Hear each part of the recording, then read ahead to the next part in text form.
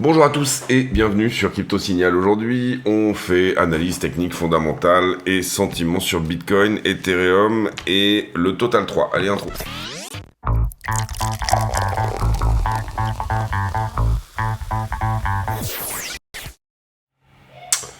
Alors, la structure de BTC en 4 heures. Hier, on avait dit qu'il était peut-être probable d'aller faire un tour entre 64,2 et 63,8.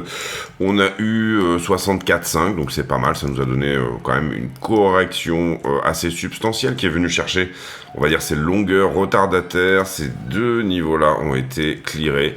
Et on commence à s'attaquer à cette résistance qui est là en time frame 4 heures. Pour le moment, on a réussi une clôture au-dessus. Ce qu'on va voir, c'est une ouverture et une clôture pour considérer que sur la time frame 4 heures, ce niveau est clearé. Vous voyez qu'il nous avait emmené à cette temporisation. Donc, soit on passe au travers, ce qui serait très bien, soit tout simplement, eh bien, on retemporise un petit peu plus, on larve un petit peu la montée pour retemporiser un petit peu. Pour le moment, on va dire que cette dernière bougie a été démarrée à 18h, donc il y a quelques minutes, donc on peut pas vraiment dire que c'est un rejet. En tout cas, ici, il y a une jolie défense des vendeurs. Ça s'est concrétisé par une baisse. Et derrière, une reprise, c'était un petit peu, finalement, ce qu'on avait évoqué hier. En ce qui concerne Ether contre Bitcoin, ici, eh bien, il se reprend un petit peu. On peut pas vraiment dire que ça soit non plus la reprise du siècle. Pour le moment, il est toujours sur des rejets, sur cette trend ici de distribution. On veut que, bien sûr, Ether, en tout cas pour que, on va dire, ça laisse un petit peu de place à Ethereum pour s'apprécier. On voudrait bien que Ether se reprenne un petit peu, arrive à minima à casser cette distribution, potentiellement tenir ce range-là que vous voyez entre 0,52 et 0,46, voire même nous donner une structure de retournement. Pour le moment, il n'a pas tenu le 4 heures qui était là, mais ça on en avait déjà parlé hier. Et donc du coup, là, ici, on est en train d'enfoncer. La structure reste baissière sur l'Ethereum contre le Bitcoin. En ce qui concerne Ethereum contre le dollar, pour le coup, là pour le coup on est typiquement dans une structure qui ressemble plus ou moins à un range, mais là, à contrario de Ether contre Bitcoin, on voit que Ether est potentiellement en train de casser quelque chose, de casser justement cette trend de distribution qu'on voyait ici. Première confirmation, hein, quand même, ce sera à la cassure de la structure ici, le moment où on vient prendre le dernier plus haut et qu'on vient donner un plus haut qui soit plus haut que celui-ci, et éventuellement bien sûr sur une continuation de structure. Ce qu'on veut voir sur Ethereum, c'est le fait de venir, excusez-moi, enfin je vais faire ça plutôt. C'est le fait de venir casser la distribution qui est là, hein. Sinon sans ça, c'est-à-dire terminer un petit peu cette structure baissière en 4 heures. Est-ce que c'était le bottom de 1900 sur Ethereum pour ensuite se reprendre? On a 6 jours avant l'approbation ou la réprobation des ETF spot sur Ethereum. Donc on verra ici comment ça se passe. Le Total 3 contre Bitcoin. Le Total 3, je le répète, il s'agit de toutes les altcoins. Donc on enlève Bitcoin, Ethereum, et on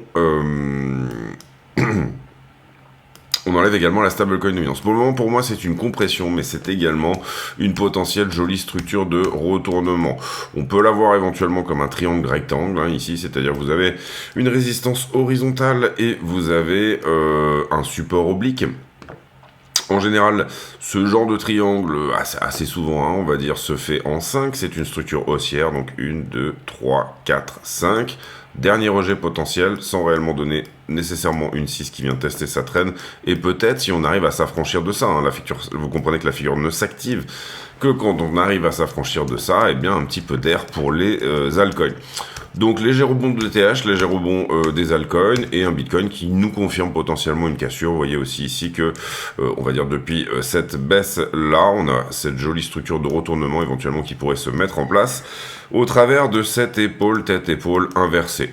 Un petit peu enfoncée au niveau de l'épaule, du coup elle est à l'envers, l'épaule droite. Donc un petit peu enfoncé, mais ça reste une structure de retournement, hein, vous le comprenez ici.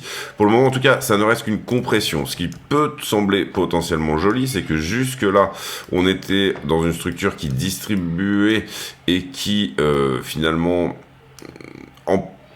continuer en fait à nous donner des plus bas, hein. Vous le voyez ici, un plus haut, un plus bas, un plus bas, un plus bas. Ici, léger retournement de la structure se reprend un petit peu, sans réellement venir casser, hein. On saura qu'elle casse quand elle viendra ici.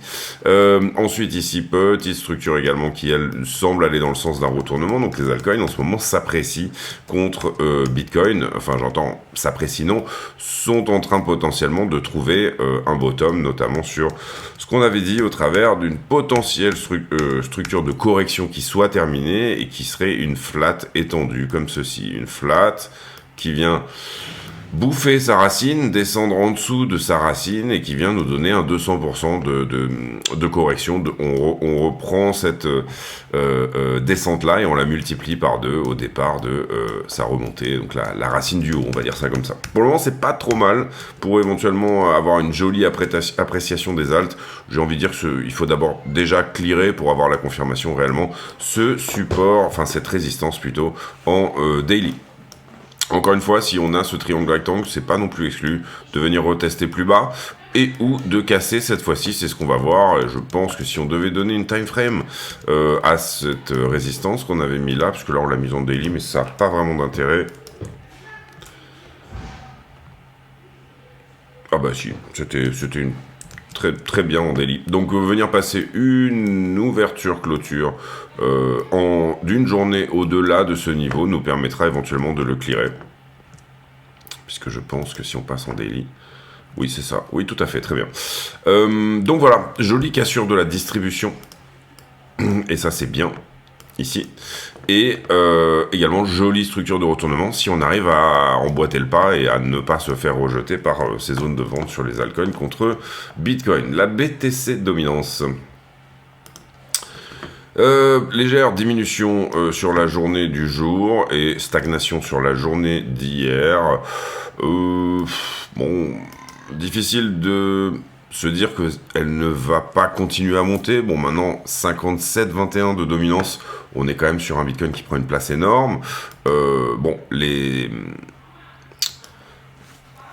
13 F qui ont été remplis, donc la quantification dès l'entrée des institutionnels sur Bitcoin a été très bonne, hein. On avait ici des infos, des grosses infos qui sont sorties au 15 mai et qui nous ont dit que c'était plutôt pas mal. Donc bon, Bitcoin a plutôt le momentum en ce moment, mais on peut éventuellement se dire que ce sont des jolis points bas pour à la fois altcoin et Ethereum. Les altcoins, en général, donne des très jolies réactions à cette idée qu'on va baisser les taux d'intérêt, encore plus que Bitcoin, hein. C'est vraiment, vous êtes sur le risk-on en crypto, hein, donc Ethereum dans un premier temps et le reste des altcoins encore plus, et on a eu aussi des bons chiffres autour de l'inflation dernièrement, donc on peut peut-être se dire que c'est pas trop mal dans ce cadre-là. On regarde maintenant la stablecoin dominance, c'est un petit peu la même chose en inversé, j'ai envie de dire, c'est-à-dire que si la stablecoin dominance arrive à perdre ce support-là, et bien à ce moment-là, on aura une épaule tête-épaule qui est une jolie structure de top, de retournement également. Pour ça, il va falloir perdre ce support. Target de cette épaule tête-épaule serait d'aller éventuellement quelque part autour des 5% de dominance, 5% de dominance, bon, qui nous renvoie dans des zones ATH, hein. Vous comprenez que ici, à l'ATH, on va dire que la stablecoin dominance était autour des 5%. Donc je pense qu'on peut enlever ça. Attention, sur la stablecoin dominance, à quelque chose qui pourrait menacer. Je vais essayer ici d'élargir un peu. En gros, sur la stablecoin dominance, vous le voyez, on a cette distribution. C'est la violette là. J'espère que vous la voyez sur la droite. Jusque-là, on distribuait comme ceci. On avait également eu un rejet là, hein. La stablecoin dominance était à la diminution et ça depuis un moment. Et là, attention, elle s'est reprise et elle a réussi à casser cette distribution. Donc ce qu'on veut, c'est vraiment la réintégrer, cette distribution, continuer cette distribution tout simplement. Et à ce stade, attention que ça ne soit pas plutôt un retest qui continue et qui finalement d'un coup, où on ait une chute sur la crypto et que ça nous emmène à des 8% de dominance. En tout cas, ici, ce rejet cet endroit de rejet a fait son taf. On avait ici un W sur la dominance des stablecoins, donc vous voyez qu'on est sur la ligne de coup là ici, c'est-à-dire que ça serait vraiment bien de l'enfoncer, de retourner tout simplement ce niveau. En fait finalement ce qu'on regarde ici, c'est ce qu'on voudrait voir, c'est un bear flag, ça c'était la conso haussière, et on veut une nouvelle impulsion, hein, c'est exactement ça l'idée, c'est-à-dire vous aviez ici la consolidation qui est un peu larvée, une montée un peu larvée, et puis ensuite boum, vous avez l'impulsion suivante, une forte hausse sur la crypto, hein, si la stablecoin dominance baisse, la crypto monte. Le risque maintenant là-dedans également, c'est qu'on soit sur un mouvement peut-être un petit peu plus pérenne, ou une consolidation un peu plus longue, ou un mouvement plus pérenne, au sens où, pour le coup, la cassure de cette distribution-là, ceci, d'accord, nous dit qu'on a perdu une forme de momentum. Là, on avait une très belle impulsion, correction, impulsion, on aurait aimé garder la même pente. Et là, pour le moment, ça n'est pas le cas. On a toute cette grosse déviation au-delà de ça qui peut éventuellement faire peur. À ce stade, on veut que la stablecoin dominance continue à baisser. Je pense que on est quand même sur des endroits où elle est plus basse, c'est-à-dire que elle est au plus bas, 5% de stablecoin dominance sur le bottom. Alors j'ai pas les chiffres après la virgule, j'ai jamais trouvé réellement comment on pourrait éventuellement les avoir, mais d'une certaine manière autour des 5% de dominance stablecoin, c'est déjà quand même des zones de minimum. Donc si on devait rester en bull run, on devrait plutôt s'attendre éventuellement à quelque chose qui latéralise. Alors dire la borne haute ou la borne basse, bon ça reste un petit peu compliqué à ce stade, mais avoir quelque chose qui latéralise entre X% et X%, avec un gâteau crypto qui grossit, et à l'intérieur de ce gâteau crypto, une variation bien sûr de la dominance stablecoin qui donne des fortes hausses ou des fortes baisses. Mais à ce stade, on va dire que beaucoup d'USDT sont mintés. Et dernièrement, on a eu encore des belles journées au niveau mint du USDT. Vous le voyez ici avec notamment, même on le voit ici dans cette forte remint. Hein, tout ça, c'est de l'argent qui est sur le côté. Ces 111 milliards du USDT sont sur le côté. Donc, ça augmente la stablecoin dominance en même temps que ça laisse de l'argent sur le côté pour éventuellement donner une forme de préparation à la prochaine impulsion. Quand j'entends la prochaine impulsion, je parle bien sûr d'une impulsion baissière sur la stablecoin dominance et donc une entrée massive des stablecoins effectivement sur la crypto. J'en profite pour vous dire de ne pas hésiter à aller voir les liens en description de la vidéo, étant donné que je suis une grosse feignasse, j'ai pas encore, il y a un partenariat qui vient de se faire signer avec un nouvel exchange, et même potentiellement deux, puisque l'AMF est en ce moment en train de mettre des bâtons dans les roues aux exchanges avec lesquels on travaillait d'habitude, à savoir BitGet, Bybit et compagnie. Donc pour le moment, faites attention à ces exchanges, parce que s'ils sont sur liste noire AMF, ils peuvent très bien être coupé d'accès. Alors avec un VPN et on-chain, vous pourrez toujours faire vos transactions, mais attention à ça. Et surtout Bybit, où j'ai vu passer quelque chose dernièrement d'assez inquiétant, un nouveau warning de la part de l'AMF, justement, comme quoi ils pouvaient couper Bybit, l'accès français à Bybit du jour au lendemain. Donc faites attention à ça, allez vous renseigner là-dessus, éventuellement bougez vos fonds pour pas être embêté pour y accéder derrière plus tard. Ensuite, tous les bénéfices de la chaîne sont reversés à Mécénat Chirurgie Cardiaque, et encore une fois, comme je suis une grosse feignasse, j'ai pas encore les liens d'affiliation pour les nouveaux exchanges qui seront annoncés tout simplement quand j'aurai les confirmations et les liens d'affiliation. Depuis hier et qu'on a fait la vidéo, donc là on passe sur la news, le fondamental, on a fait le technique, on va faire le fondamental et ensuite la liquidité, le sentiment. On le voit ici, 414 institutionnels qui ont acheté effectivement du IBIT, donc l'ETF BlackRock. On a beaucoup ici quand même d'institutionnels qui ont des très belles expositions Bitcoin. Les afflux ETF d'hier qui étaient plutôt bons, 257 millions d'euros, IBIT qui retrouve des couleurs, hein, donc BlackRock avec une centaine de millions, ça faisait plusieurs jours qu'il n'y avait pas d'afflux du tout, et là on a eu 100 millions hier. Morgan Stanley qui dévoile faire partie de cette réserve, hein, et tout simplement avoir acheté également pour 270 millions de dollars d'ETF Bitcoin Spot. Morgan Stanley, c'est la plus grosse banque d'affaires au monde, ou une des plus grosses en tout cas, au moins aux États-Unis. Hein, ça vient de la scission de JP Morgan et Morgan Stanley à un moment donné où il y avait un monopole et où du coup il a fallu faire une banque d'affaires d'un côté et une banque entre guillemets plutôt pour les particuliers de l'autre. Ça, c'est une très bonne nouvelle également. Le Sénat américain qui a voté la suppression de la politique comptable anti-crypto de la SEC. Politique comptable anti-crypto, le SAB 121. L'idée ici, c'était que plus ou moins, ici je me trompe pas, hein, la SEC demandait à ce que les institutions, donc les Investor Advisors, donnent à l'intérieur de leurs achats, par exemple ETF ou autres, eh bien donne les noms des particuliers qui possédaient éventuellement de la crypto. Donc au travers de, on va dire, vous allez dire, moi j'ai tant de Bitcoin et il y en a tant qui appartiennent à telle personne. Ça aurait été extrêmement mauvais et Biden avait dit je vais mettre mon veto sur cette loi, c'est-à-dire qu'il était plutôt pour cette suppression anti-comptable de la SEC. Mais en l'occurrence, ce qui s'est passé, c'est qu'il y a eu énormément de mobilisation du côté des sénateurs, etc. Et en fait, finalement, cette loi a été votée, et pour le coup, c'est Cynthia Lummis, qui est une des sénatrices pro-crypto aux États-Unis, qui a vraiment poussé cette loi, et donc, du coup, on voit que, donc il ne sera pas mis en place cette... En fait, c'est un peu un doigt d'honneur à l'administration Biden et à Gary Gensler, hein, que fait une forme d'accord bipartisan, une coalition bipartisane, c'est-à-dire à la fois démocrate et républicaine, et qui est poussée d'une certaine manière par un élan, puisqu'on sait que désormais la crypto va probablement devenir un enjeu électoral, et là pour le coup, bon alors Biden, on ne sait pas trop quand il dit quelque chose, est-ce qu'il fait une erreur dans sa phrase ou pas, mais voilà, bon, pour le coup, parce qu'il n'y a plus trop la lumière dans toutes les pièces, mais d'une certaine manière, en tout cas, on voit que c'est une forme de doigt d'honneur. Et encore une fois, j'en profite pour vous dire que tous les bénéfices de la chaîne sont versés à Mécénat Chirurgie Cardiaque. Les manifestations en Nouvelle-Calédonie, on va passer.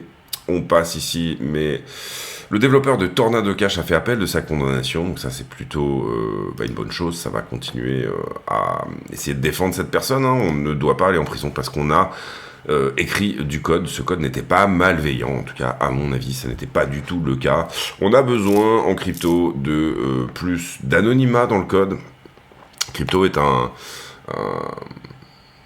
moyen de paiement qui est pseudonyme. Imaginez que vous êtes Bill Gates et que vous faites un virement crypto à quelqu'un, cette personne connaît votre adresse et elle va pouvoir aller regarder combien vous avez tout simplement et tracer toutes les connexions. Il y a besoin à des moments donnés de ponts qui soient générés par le code, qui soient également décentralisés. Vous ne pouvez pas utiliser ces ponts comme étant politiquement sensibles. Je ne sais pas si vous voyez ce que je veux dire, mais c'est-à-dire...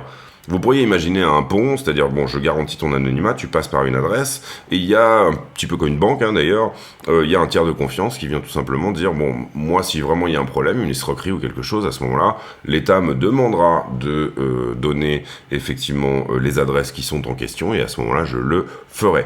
Il faudrait que tout ceci soit fait par du code, et non pas par un tiers de confiance. Imaginez, vous faites un cadeau de mariage à quelqu'un, tout le monde peut aller voir combien vous avez de thunes, c'est quand même pas génial en termes de moyens de paiement. Oui, ici, bon, on nous dit que c'est following bullish ETF data, c'est-à-dire que depuis les bonnes data sur les 13F et les afflux sur les ETF, Bitcoin reprend des couleurs, pourquoi pas. Synthetix, le stablecoin SUSD apparemment, qui a perdu son peg avec le dollar et qui se bat un petit peu pour rebondir. Il faudrait creuser ici pour aller voir, j'ai pas préparé, donc du coup on va passer. La mania des meme stocks, c'est-à-dire je pense qu'on parle de AMC et de GameStop, qui a pris une petite chute de 20%, bon c'est normal, hein, quand vous avez des gros mouvements comme ça, c'est tout à fait normal. Voilà, calendrier économique, on va passer, puisqu'on a déjà fait le point dessus hier. On passe sur la liquidité. On a liquidé 122 millions hier, c'est pas énorme, et principalement du short. On voit que la map est très verte. À peu près la moitié sur Bitcoin et Ethereum, on est plutôt dans la normalité. En termes de carnet d'ordre, les ordres qui étaient à la vente ici ont disparu, c'est ce qui a un petit peu permis ce push, hein. Il y a eu quelques ordres servis ici, vous voyez une petite centaine de bitcoins par là, une autre centaine par ici, 67 200. Pour le moment, ça semble temporiser. En tout cas, ces ordres ont disparu. Donc, juste avant, enfin, il y a 3 barres d'ordre ici, en tout cas, qui ont disparu. Des ordres qui se sont peut-être faxés depuis ici, ou en tout cas, vous le voyez ici, avec la temporalité, on voit que ceux qui ont disparu là se sont mis légèrement plus haut. Donc, pourquoi pas. Beaucoup d'ordres à l'achat qui se sont faxés depuis la descente, donc ça c'est bien également, les acheteurs courent derrière le prix. J'aurais tendance à dire que si on corrige, et vous voyez que c'est ce qu'on a fait là, hein, eh bien il y a eu des ordres qui ont volontairement été fill dans ces zones-là, et ça rend plus difficile une baisse, hein, bien évidemment. Si vous avez un carnet d'ordre au spot qui est bien rempli à l'achat, et ce de manière d'autant plus que le carnet d'ordre est public, et bien à ce moment-là, c'est plus difficile de baisser. Je vais regarder si le code du CME est sorti. 5, non, il n'est pas sorti malheureusement. Non, 7 mai, et on est le 17, donc non, c'est pas celui de mardi. Les marchés en levier, on reprend pas mal d'open interest, vous le voyez ici, ça se fait un petit peu sur du long quand même, et ensuite ça se fait sur du short, vous voyez ici long et short, hein, puisqu'on voit la direction du funding également.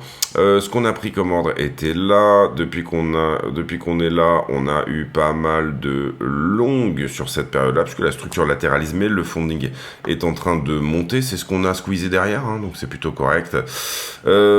Ensuite, assez bizarrement, vous le voyez, j'ai ma structure qui descend, je devrais liquider du monde, mais pourtant le funding augmente, ça veut dire qu'on est légèrement longué ici sur le bottom. Et à l'inverse, la structure qui ici était shortée, mais ça a été squeezé, on aurait mis un niveau là si jamais ça avait été le cas. Derrière, prix qui monte, funding qui monte, c'est plutôt normal. Et derrière, prix qui monte et funding qui descend, ça veut dire que le top en termes de price action est lui aussi shorté également.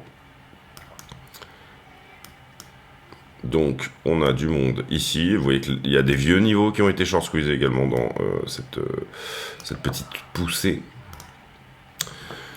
Si on regarde les bulles de liquidité, très légèrement sorties sur le top, très légèrement longuées sur le bas. Bon, ça se rejoint. Belle poche de liquidité jusqu'au 63, 150. Attention, maintenant vous voyez qu'on en a nettoyé une bonne partie. Hier on avait évoqué 63,8, entre 64,2 et 63,8 je me souviens. On est allé à 64,5 et là on s'est repris. On va voir un petit peu pour la suite, on ira faire en conclusion de la vidéo, tout simplement ce qu'on pense en fonction de tout ce qu'on a vu, c'est-à-dire encore une fois, analyse fondamentale, analyse technique et analyse de liquidité, c'est-à-dire le sentiment. Tout ce qu'on regarde ici, c'est du sentiment. On regarde, même quand on regarde une charte, on regarde du sentiment. C'est un travail de psychologie que vous devez faire. Et à chaque fois que vous avez une figure, une formule, des entrées, des choses comme ça, vous devez être capable de formaliser les choses de manière sentimentale et psychologique. En tout cas, c'est mon avis. Ensuite, Ether, poche de liquidité 3000, à chaque fois qu'on est squeezé, on va quand même chercher, l'action de prix est plutôt haussière, on n'a pas laissé rentrer trop de monde, ça a été assez impulsif au départ, et voilà, pour moi le point bas ici de cette poche de liquidité là se trouve à 3000. Ici on a les retardataires, ici on a les précurseurs qui vont peut-être être protégés du coup, vous voyez que par exemple sur le mouvement qu'on avait fait là, on était venu chercher stricto sensu à peu près tout le monde et les précurseurs étaient plutôt là sur vraiment le bottom. Donc on va aller regarder encore une fois en fin de vidéo, on fera peut-être Ethereum également. Ici ce qu'on peut voir c'est qu'on est venu prendre les shorters dans leur heatmap, dans leur bulle, dans l'endroit où on était au point chaud, mais ce faisant, étant donné qu'on traîne sur la zone, on est en train de construire petit à petit un deuxième point chaud au-dessus. Si jamais on devait vraiment faire une correction, encore une fois, je pense que 63,8 serait dans le scope, donc il faut garder cette idée un petit peu qu'il y a un autre point chaud autour des 63,8, 64 qui reste là. Pour moi, celui des 60K est pas forcément dans le scope pour le moment,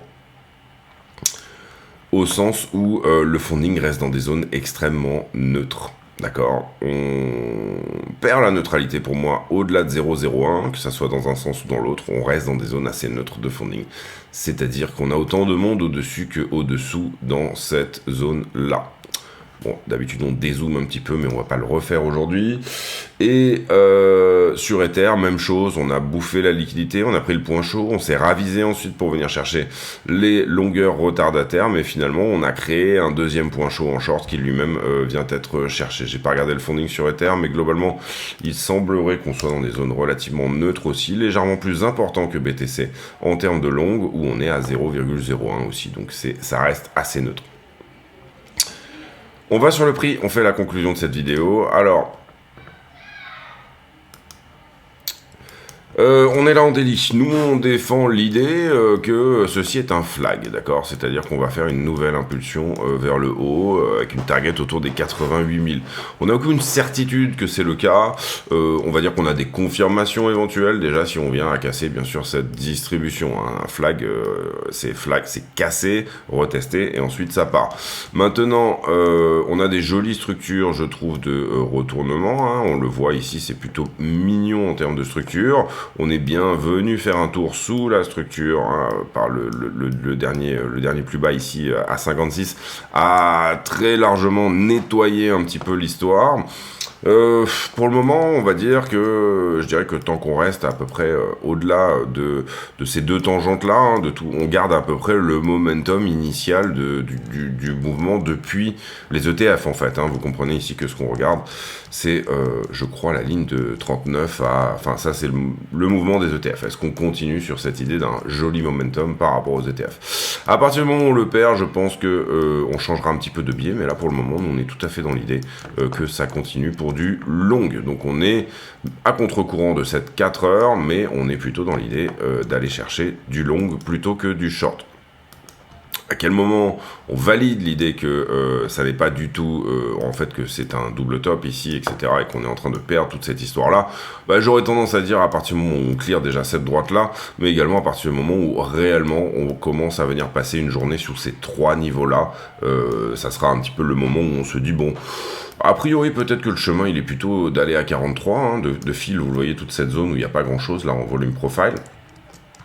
Plutôt que de tenir le momentum initial et d'aller à 88. Pour le moment, c'est pas du tout ce que j'ai dans l'idée, enfin personnellement. Vous pouvez bien sûr avoir totalement une idée différente, mais je trouve que c'est encourageant de voir le prix monter avec un funding qui reste extrêmement neutre et une liquidité qui reste plutôt neutre. Donc, un sentiment qui est à la fois suffisamment dégradé pour que l'histoire ne rentre pas à l'intérieur trop de traders en levier, etc., ce qui rendrait le train un petit peu lourd pour vraiment partir. Des acheteurs qui également courent derrière le prix, donc ça veut dire que le sentiment est dégradé, mais pas trop. Hein. Vous comprenez ici, ce qu'on veut, c'est un juste milieu pour éventuellement avoir ce qu'on veut voir comme price action derrière. Et puis, voilà un petit peu l'idée en daily. On va sur les petites time frames, on fait du coup une conclusion sur les toutes petites TF. Alors hier, je pense qu'on a fait la vidéo par ici, si je me trompe pas, Friday, non pas du tout, on devait être plutôt par là. Hier, on avait mis en avant deux niveaux 15 minutes. Je vous les remets pas en 15 minutes ici parce qu'on va les effacer derrière, qui étaient là et là. Finalement, pour le moment, ce qu'on a fait, c'est qu'on a fait, si on voit les choses là ici comme un range, on a fait une déviation dessous. On a fait une déviation dessous, on l'a réintégré, et ensuite on a fait une déviation dessus. Donc pour moi, la conso, elle est là, flat étendue, d'accord? Tac, tac, tac, flat étendue, même chose, on rebondit, on reprend le niveau. Hier, on avait dit un joli 15 minutes ici qui peut peut-être faire le taf. On avait aussi la trend qu'on a cassée et qui avait besoin peut-être d'un retest. Ce que je veux voir maintenant pour la suite, c'est évidemment qu'on pète ce 4 heures. Sur de la petite time frame, dans quel sens on voit les impulsions? Pour le moment, j'ai l'impression, on les voit plutôt comme ça. Donc, si ça doit continuer, si ça ne doit pas toper, ça ne doit pas larver. Ça veut dire que ce qu'on veut voir, c'est une impulsion, une correction, une impulsion, une correction, pour avoir quelque chose de rapide, hein, j'entends, quelque chose de puissant, et qui ne laisse pas trop rentrer de monde non plus, vous voyez. Le gros point pivot pour moi également se trouve autour des 68 475, c'est-à-dire qu'au-delà de ce niveau-là, on peut vraiment considérer que on a clearé quelque chose et qu'on se dirige potentiellement vers un minima un nouvel all-time high. Et quand on regarde la structure, je veux dire, de manière plus large, une des grandes questions qu'on peut se poser, c'est finalement, est-ce que là, j'ai ma cuvette comme ça, tac, tac, ce qui est parfois des structures de correction, hein, ça peut arriver, ou alors est-ce que j'ai besoin d'une correction plus importante, revenir chercher 40 000 ou quelque chose comme ça, histoire de sortir tout le monde qui est un peu trop optimiste, etc., et donner une très belle, vous le voyez ici, tasse et anse. C'est une des questions qu'on peut se poser. C'est-à-dire, est-ce que l'ATH rejette, ou alors est-ce qu'on arrive à le clearer? Moi, j'irais plutôt dans le sens de un non-rejet par l'ATH, parce que pour moi, on a déjà plus ou moins clearé la zone. Si on avait dû rejeter, on l'aurait fait avant. Et dans l'idée, je trouve que cette consolidation ici est très jolie. Je peux me tromper, mais je trouve qu'elle est larvée, et elle a quand même cette volonté de venir chercher ses longs sans nécessairement ici, eh bien, nous donner une vraie impulsion corrective, on va dire.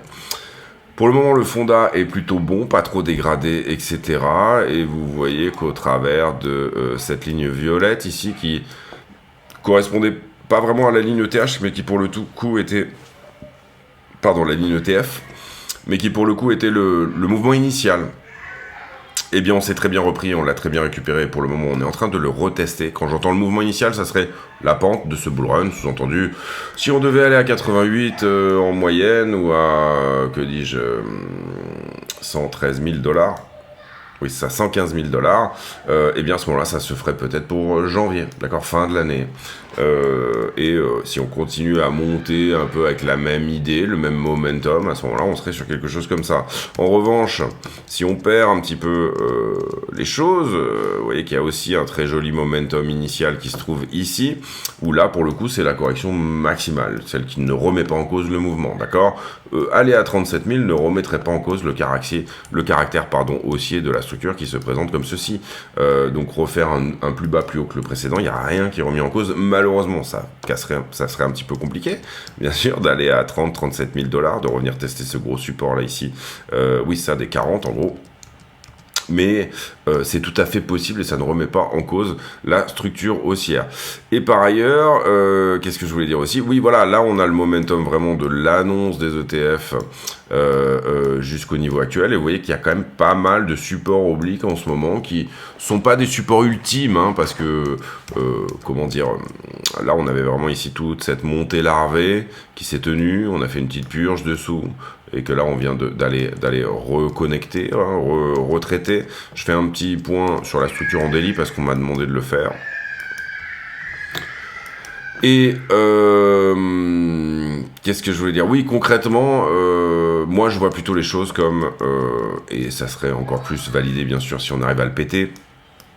Mais la conso était là-dedans et elle est terminée. Et on se dirige vers les 120 000 $ à minima. Est-ce que ça sera le top de ce cycle ou pas? Je demande à voir la suite. Personnellement, j'ai des idées de top qui sont plus importantes. Mais voilà. Donc, 88.